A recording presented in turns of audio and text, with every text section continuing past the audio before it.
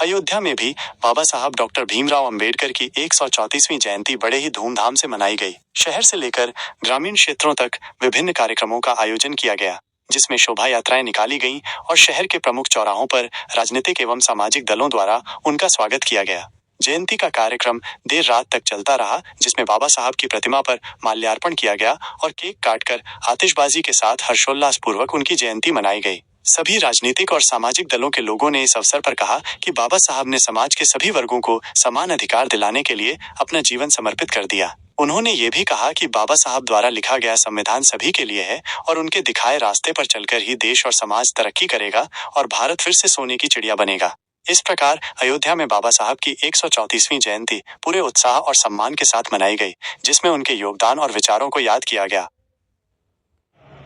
बाबा साहब की जयंती में यहाँ जो इकट्ठा हुए हैं, हम बाबा साहब ने हम लोगों के लिए, इस देशवासियों के लिए और विशेषकर स्त्री वर्ग के लिए क्या उन्होंने योगदान किया है और क्या उनका कल्याण किया है, उसके बारे में जो है वो विचार विमर्श किया जाएगा और पूरा जो संदेश है वो जन सामान्य को दिया जाएगा कि स्त्री जाति के लिए बाबा साहब ने क्या संदेश दिया है, जो कि इस भारत देश में सबसे ज़्यादा जो जीवन व्यतीत किया गया है वो 3000 सालों तक का, वो सिर्फ स्त्री प्रथम नंबर पर जो है कष्टदायक जीवन यापन किया है, दूसरे नंबर पर पुरुष जो है वो कष्टदायक जीवन यापन किया है। तो इससे छुटकारा पाने के लिए बुद्ध भगवान और बाबा साहब ने जो संघर्ष किया है उसके बारे में पूरा जो है वो चर्चा और उनके जीवन संघर्ष पर विचार किया जाएगा। लोगों को बताया जाएगा कि आप जो है इनके रास्ते पर चल करके अपने जीवन को कल्याण करें। यहाँ कार्यक्रम जो है अम्बेडकर जयंती का 134वां वर्ष मनाया जा रहा है। क्या कार्यक्रम का आयोजन हुआ? बहुत कार्यक्रम हुआ। सवेरे जो है कचहरी स्थित बाबा साहब डॉक्टर अम्बेडकर की प्रतिमा पर माल्यार्पण हुआ। शंकरगढ़ स्थित बाबा साहब की मूर्ति पर अनावरण हुआ। यहाँ पर जो है प्रेम कुंज गार्डन में यहाँ पर सवेरे से सांस्कृतिक कार्यक्रम, केक कटा गया, गोला तमाशा लगा, लोग आपस में मिठाइयाँ खाएं और ये जयंती में हमारे मुख्य वक्ता, विशिष्ट वक्ता और तमाम जो है संगीत गायक सबका प्रोग्राम है। हैदराबाद से लोग आए हैं, दिल्ली से आए हैं, गोरखपुर से आए हैं। सम्मानित सब कई लोगों को सम्मानित किया गया, जो हमारे चीफ गेस्ट थे उनको सम्मानित किया गया। वैसे तो ये हमारा समता समानता का हमारा तो मूल मंत्र ही है। बाबा साहब का जो 3 शिक्षा था कि शिक्षित बनो, संगठित हो, संघर्ष करो, बिना शिक्षा के हम आगे बढ़ ही नहीं सकते। बाबा साहब का नाम अगर देश दुनिया में है तो केवल शिक्षा के नाते, वो इतने बड़े विद्वान निकले, उसकी पढ़ाई का हम संदेश देते हैं जनमानस को कि बाबा साहब का ये ध्येय था कि आप लोग शिक्षित बनो। राजनीति अम्बेडकर जयंती, आज अम्बेडकर जी का जन्मदिन है और हम सब लोग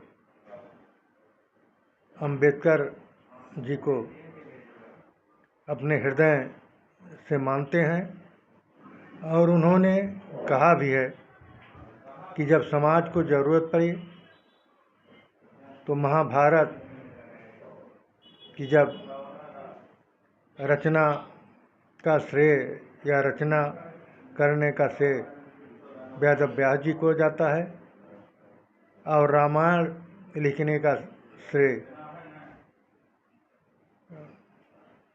को जाता है।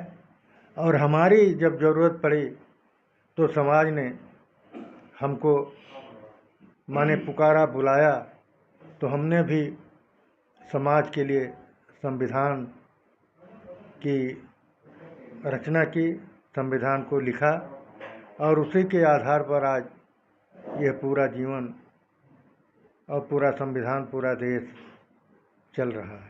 हर्षोल्लास के साथ उनकी जयंती मना रहे हैं। आज बाबा साहब जी की जयंती 134वीं है, जिस हम लोग सुबह से ही माल्यार्पण कार्यक्रम, बच्चों को पुस्तक बांटना, मिष्ठान वितरण और ये जुलूस निकली है, जुलूस में सेवा पानी करना, जलपान करना इत्यादि चल रहा है। आज अभी शाम को फिर एक गोष्ठी और है साहबगंज अम्बेडकर नगर में, एक कोई बाबा साहब पार्क पर एक गोष्ठी और आयोजित की गई है, जो कि भोजन समेत व्यवस्था की गई है।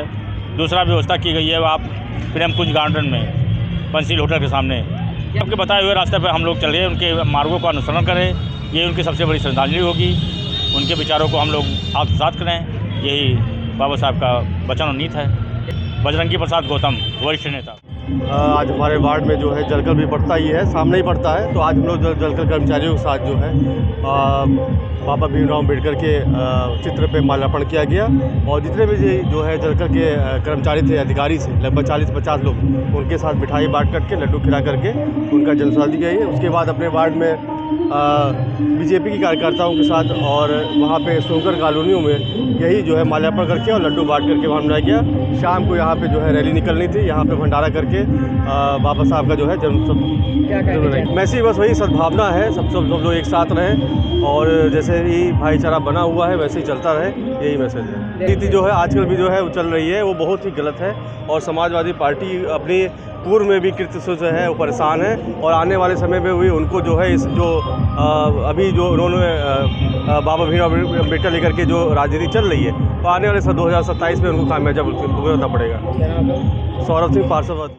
भारत रत्न से विभूषित हम लोग के पुरोधा बाबा साहब के चरणों में नमन करते हुए बताना चाहता हूँ कि बाबा साहब ने गरीबों, मुजलमों, पिछड़ों, दलितों को संविधान बनाकर हम लोग को चलना, बैठना, पढ़ना, लिखना सब सिखाया है।